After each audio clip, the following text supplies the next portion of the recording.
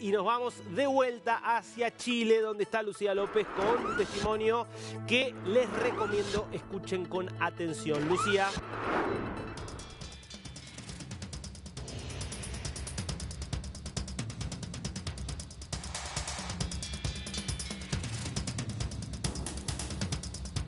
Estamos a ver con unos problemitas para escucharla a Lucía, ya los estaremos resolviendo. La veía justamente a Lucía con Michel Delherbe, que es un experto en gestión de emergencias, que nos iba a contar justamente, porque se trata de una de las personas más destacadas en el conocimiento justamente de, bueno, manejo del fuego, de manejo de los procesos de evacuación, de todo lo que implica una catástrofe natural de la envergadura de estos incendios forestales que nos confirmaba Lucía, terminan dejando 131 muertes allí en Chile y que, bueno, tuvieron realmente consecuencias devastadoras. Volvemos a ver con Lucía, que creo que ya pudimos resolver el problema. Claro que sí, Darío, y lo que tú cuentas es un tema fundamental, el nivel de desastre, de viviendas, y para qué hablar de los muertos, ¿no es cierto?, de las personas fallecidas que tiene este incendio, que quizás no es el incendio que más hectáreas ha arrasado, pero sin embargo es uno de los más dañinos, y se hablaba por lo mismo, ¿no es cierto?, hasta la semana pasada de la desgracia, la tragedia más grande desde el 27F del 2010, terremoto y tsunami en Chile. Como yo les contaba hace unos minutos, y vamos a estar con un experto en gestión de emergencias, estoy con Michel Delherbe, quien va a hablar del tema de la prevención, sobre todo porque el verano no termina, sobre todo porque hay olas de calor anunciadas incluso para mañana en zonas que son altamente afectadas por incendios en años pasados, pero además porque se está hablando de intencionalidad. Entonces, ¿de qué forma es posible prevenir este tipo de tragedias y este tipo de desastre? Cuando se habla de intencionalidad, lo conversamos con Michel Delherbe, que le doy la bienvenida de News. Muchas gracias por estar acá, Michel. Muchas gracias, Lucía. Probablemente hay un elemento que es fundamental, que tiene que ver con la prevención, y eso implica mitigación y, ojo, también no olvidar la preparación. En una región que ha sido golpeada durante estos últimos meses, tenemos Ecuador, tenemos Colombia, tenemos Chile con, ojo, probablemente no solamente el incendio más catastrófico en Chile desde que hay registro en la historia en términos del costo en vidas, sino que también uno de los que más vidas ha costado durante este siglo a nivel internacional.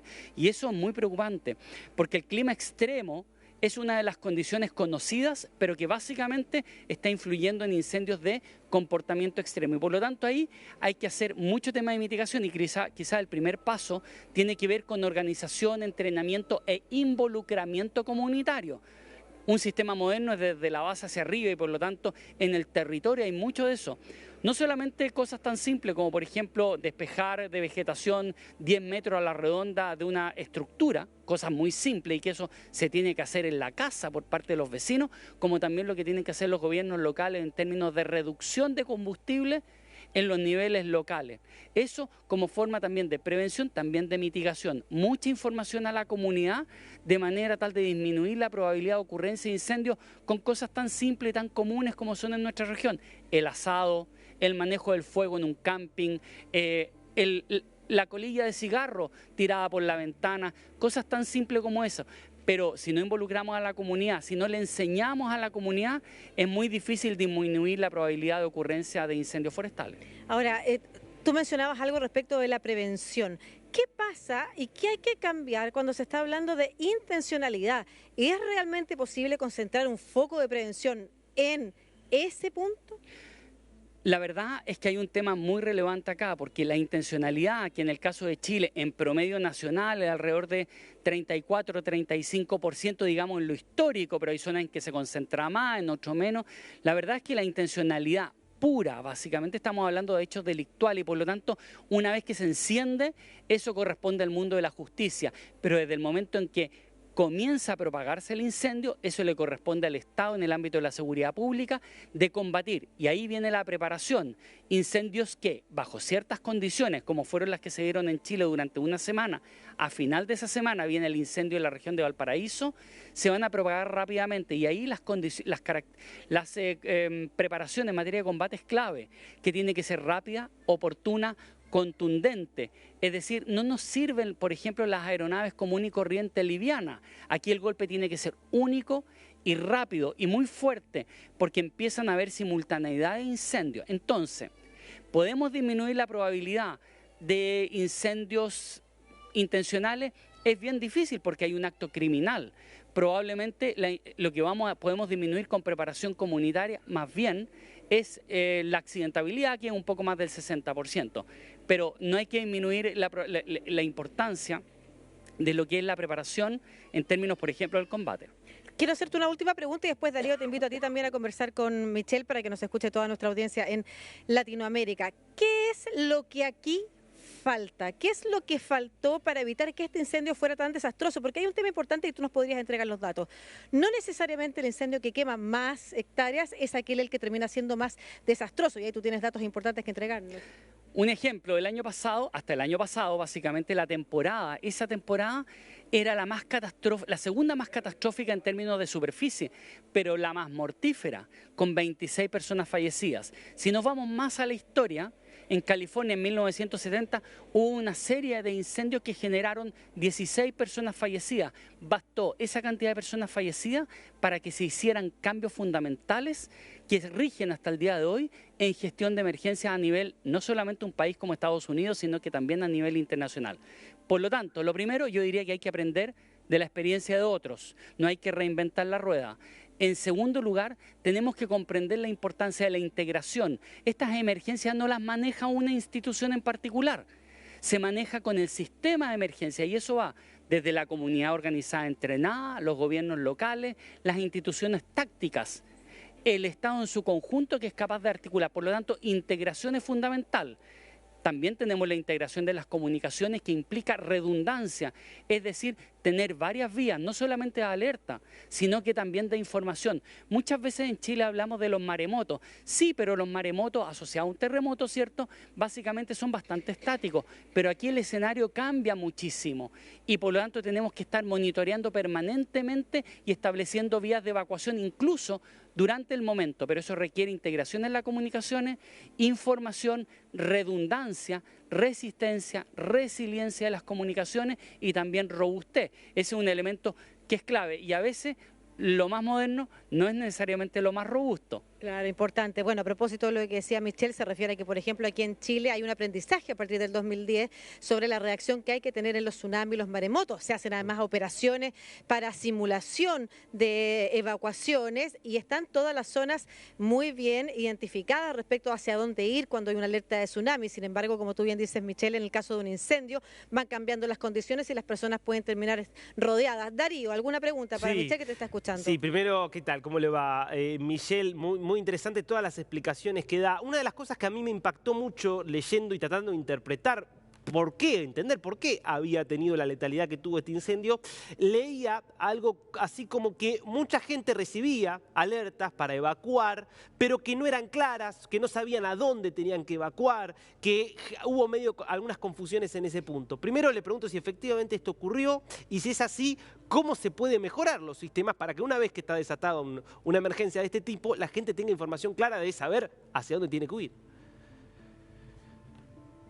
Una de las lecciones en 1970 de estos incendios en California es precisamente la necesaria responsabilidad y rendición de cuenta por parte de los estados.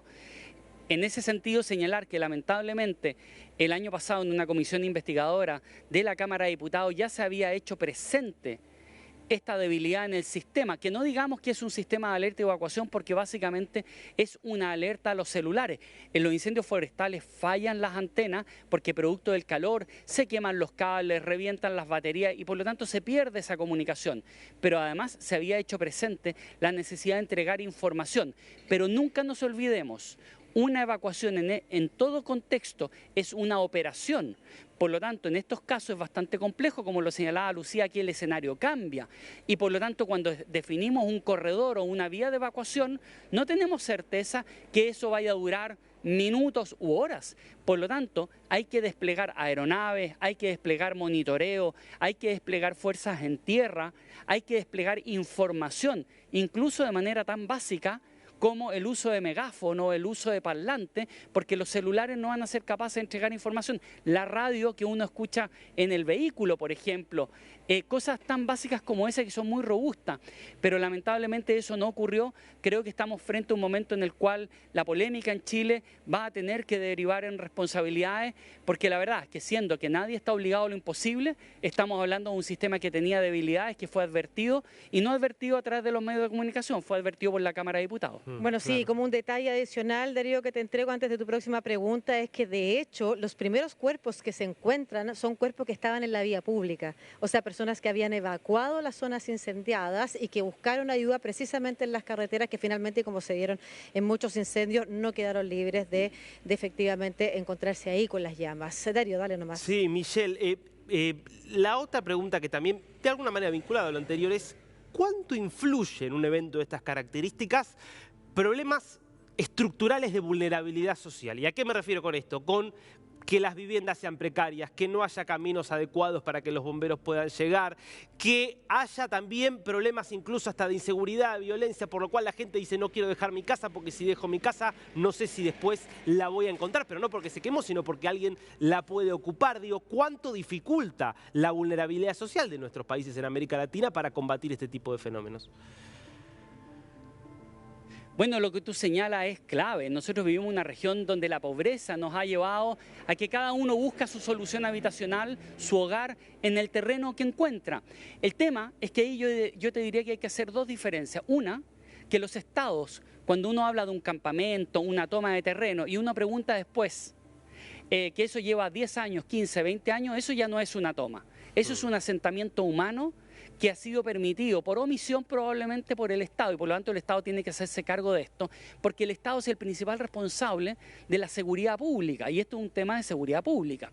En segundo lugar, tiene que ver con la planificación territorial de cómo vamos brindando entonces también, si la decisión va a ser mantener a esas personas ahí, las medidas de prevención y de mitigación en esos lugares. Por lo tanto, aquí hay un tema de que básicamente los estados deben actuar y hacerse responsables. Por eso yo citaba algo de tantas décadas atrás como 1970, donde la responsabilidad y rendición de cuentas por parte de los estados es clave. No podemos seguir culpando a una persona pobre que básicamente busca un lugar y se ubica donde puede, y los estados no son capaces de comprender que eso implica un tema de seguridad, protección y bienestar de esas comunidades, que aunque no sea hoy día el problema, sabemos que con el clima extremo va a ser con el fuego, ojo también en América Latina con el tema de la lluvia extrema, y sobre todo en lugares como Chile, Ecuador y Colombia, donde hemos tenido situaciones muy complejas en materia de incendios esta temporada. Quiero cerrar con una sola información que yo les adelantaba, Darío, y que tiene que ver con las declaraciones del gobernador de la región de Valparaíso, Rodrigo Mundaca, hablando de intencionalidad política. Incluso, me acordé a propósito que tú decías, van a empezar a aparecer las responsabilidades políticas efectivamente, y vemos que algunos al parecer ya están resguardando o su propia condición, porque son las personas que están a cargo de la seguridad en el lugar, o efectivamente tirando declaraciones sin ningún fundamento, porque pueden haber elecciones, en fin. ¿Qué te parece a ti esas declaraciones? Me parece que eso devela, entre otras cosas, la falta de tener un sistema normado. Básicamente, Darío, está Lucía, estoy yo, lo bueno, lo malo, lo que está más o menos, no puede quedar al criterio de ninguno de nosotros tres. Por eso los sistemas normados establecen una promesa de servicio y un estándar de rendimiento o de cuál es el resultado que se espera, y esos estándares tienen básicamente un fundamento técnico, científico. Como en América Latina tenemos una debilidad en avanzar hacia esos sistemas, hace que básicamente podríamos decir que en estas condiciones entramos en un modo de supervivencia política, es decir, empezamos a traspasar la responsabilidad a todos, pero nos olvidamos de nuestra propia responsabilidad. Incluyendo aquellas personas que efectivamente se han instalado en estos asentamientos, y hemos visto en temporadas anteriores que la responsabilidad es, bueno, de la gente que va y se instala en lugares que no están urbanizados. En este caso no fue, hubo villas completamente urbanizadas que se incendiaron, pero además, como tú bien señalabas, Michelle, terminan desplegándose de la responsabilidad de aquellas autoridades que tuvieron que hacer algo cuando vieron que esos asentamientos humanos llevaban décadas ya instalados ahí. Muchas gracias, Michelle, eres experto en gestión de emergencia, con una conversación además, Darío, que le incumbe a toda Latinoamérica, ¿no es cierto? Y cada vez más producto del cambio climático, calentamiento global, que claramente va a hacer que estos fenómenos se vuelvan más recurrentes. Interesantísimo. Gracias, Michelle, y gracias, Lucía.